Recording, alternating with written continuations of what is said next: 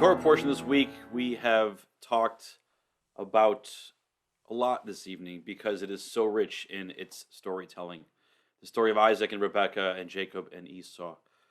The Torah story begins of the two of them, Isaac and Rebekah, in a moment of pain and despair. Because Rebekah, like her mother-in-law Sarah before her, did not think she was able to conceive. And Isaac prayed to God that Rebekah would conceive, and she did. Rebekah conceived the twins, and while she was carrying them, the pain of her pregnancy was so great. And even though Isaac had already gone to God to ask a favor, Rebekah went back a second time. And she inquired with God, and the Torah uses an interesting word, lidrosh, which is the word we often use to talk about when we delve deeply into Torah itself and wonder what it means. Rebekah inquired to God why this was happening to her. And my teacher, Rabbi Shai Held, wrote about this Torah portion that by using that word lidrosh, in some ways the story of Isaac and Rebekah tie what happened to them to what happens many generations later in Torah. That Isaac and Rebekah, when they wondered what was going on in the world around them, they had a direct line to God. Isaac prayed, God answered. Rebekah inquired, and God answered. But we live in a world where it doesn't work that simply. We live in a world where we pray to God every day. We say our blessings, we say our prayers. We may say the motzi before a meal. We may pray to God for wisdom or strength or peace or any of those things. But the answer doesn't come as clearly to us as it came to Isaac or to Rebekah. Now, the tradition suggests that the answer to the question, how do we pray to God now? And even more importantly, how do we know that God hears our prayers and answers them, if God does?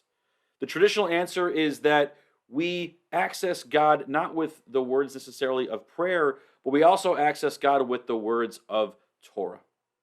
That the words of our Torah, the words of our tradition, Torah and the rest of Hebrew Bible and the Mishnah and the Talmud and the Midrash and all of that, when we have a question, when we're wondering how is it that the world works, we may seek God for the answer, but the likelihood is that God is not going to respond with a little text into our phone telling us what the answer is.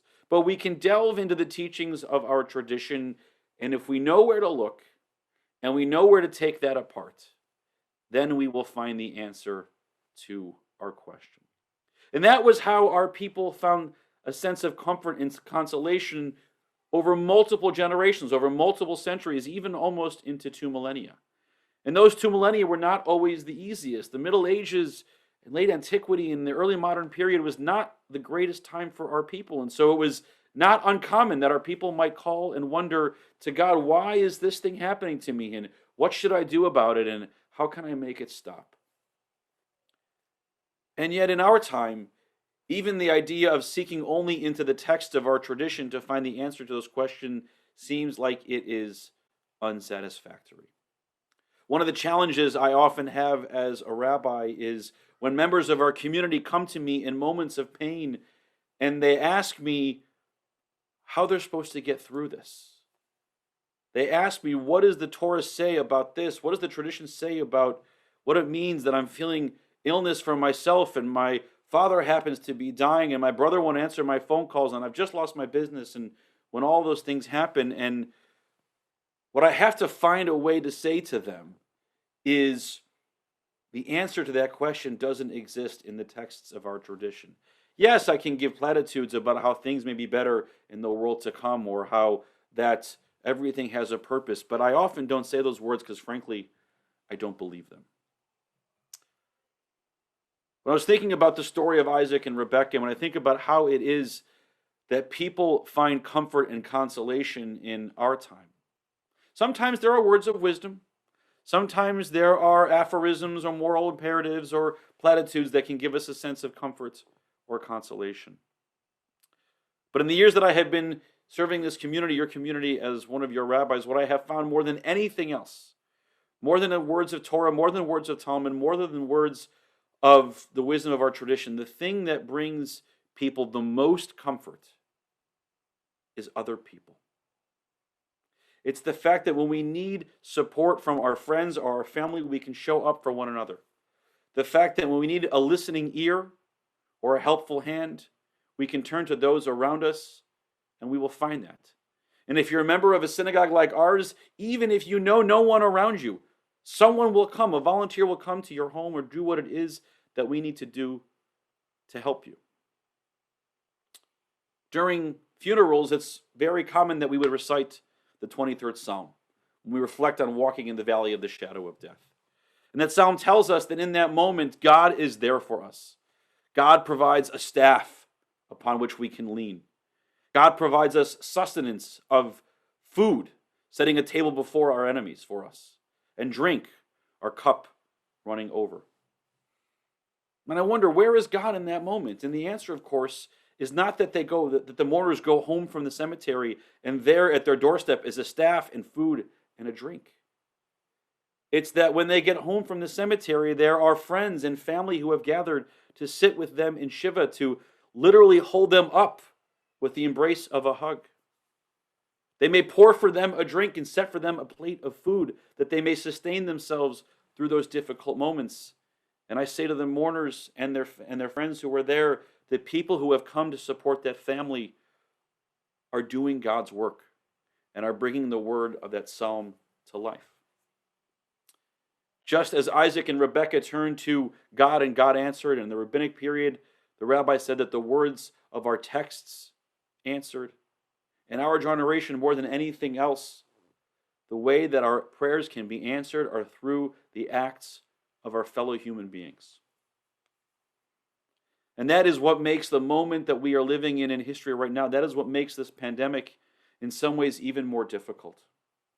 Because the thing that we're most accustomed to relying on in moments of strife are our fellow human beings. And that is in this moment the thing that is the most dangerous to us, the thing that we have to sit so far away from. It's been so difficult for me to be on the phone or be on Zoom with a family in mourning when I know that I ought to be sitting together with them in their living room. To know that their Shiva, if it even happens, is going to be distanced, when what should happen is their friends should embrace and hold them up. This morning when I was with Chelsea and with Amy and Melissa at the beach, we should have celebrated their coming out of their immersions and being wrapped in the warmth of a towel with tears of joy and a hug, not in a distanced elbow, and I'll see you later with our masks on at the synagogue. We need each other. We were each put here on earth to be there for each other. Our families, our friends, our communities, and the world around us. When I think of the story of Parshat Toldot and the strife that existed between Isaac and Rebekah and Jacob and Esau, what brings me the most pain is that we have the after-knowledge of knowing that it's each other that can do so much for one another when we are in moments of pain. If only Isaac and Rebekah and Jacob and Esau had taken the moment to listen to each other and know what compelled them, and were able to put their individual desires down for one moment, that dysfunctional family could have functioned probably a lot stronger than it did.